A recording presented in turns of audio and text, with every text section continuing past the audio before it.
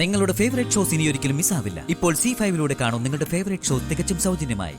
അമ്മ വിഷമിക്കരുതെന്ന് ഈ സമയത്ത് പറയാനാവില്ല. ജന്മം തന്ന അമ്മയുടെ മരണം മക്കളുടെ പാതി മരണം തന്നെയാണ്. കവിതയൊന്ന് വന്നേ.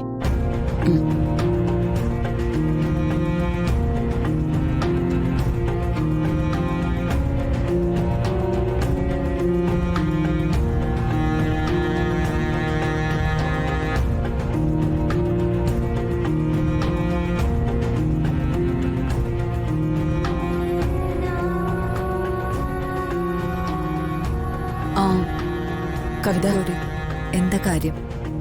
എന്തിനാ എന്നെ ഇങ്ങോട്ട് വിളിച്ചോണ്ട് വന്ന്? ഇത്ര പെട്ടെന്ന് അമ്മയ്ക്ക് എന്താ സംഭവിച്ചത്?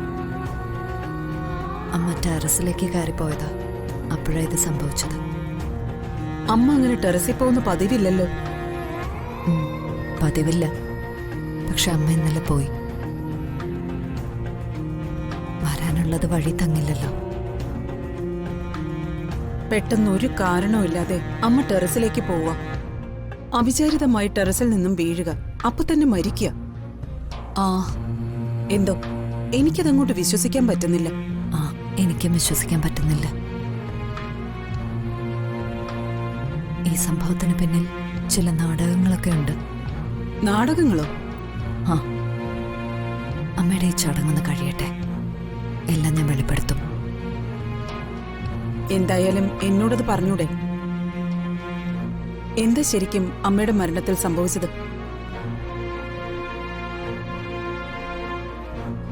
ഗൗരി പറഞ്ഞതുപോലെ കുറച്ച് ദുരൂഹതകളുണ്ട് അമ്മയുടെ മരണത്തിൽ. അമ്മ ടെറസിൽ നിന്ന് വീഴുന്ന സമയത്ത് ലച്ചു ടെറസിലുണ്ടായിരുന്നു. ലച്ചു അപ്പൊ എന്തിനാ ടെറസിലേക്ക് പോയത്? ഞാൻ ചോദിച്ചപ്പോ ഉണക്കാനിട്ടിരുന്ന തുണിയെടുക്കാൻ പോയിന്നാ പറഞ്ഞേ. അപ്പോ ലച്ചു തുണിയെടുക്കാൻ പോകുന്ന സമയത്ത് അമ്മ അവിടെ ചെന്നു. ടെറസിൽ നിന്നും താഴേക്ക് വീഴുകയും ചെയ്തു അല്ലേ?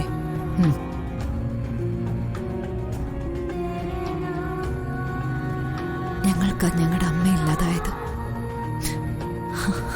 ഈശ്വര, എന്തൊക്കെ ഇവിടെ സംഭവിച്ചത്? എന്റെ അമ്മ ഈ വീട്ടിൽ എന്തൊക്കെയാ നടക്കുന്നതെന്ന് അറിയില്ലല്ലോ ഭഗവാനെ.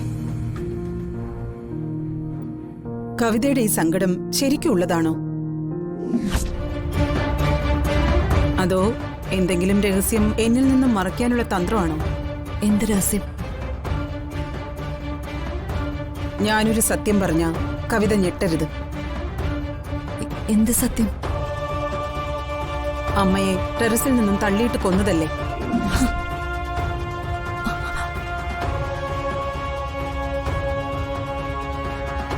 ആര്?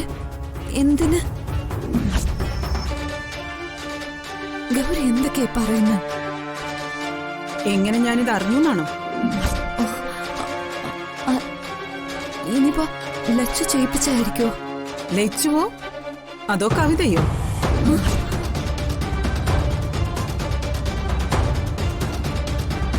ഡൗൺലോഡ് ചെയ്യൂ C5 ആപ്പ്. കാണൂ എല്ലാ എപ്പിസോഡുകളും സൗജന്യമായി.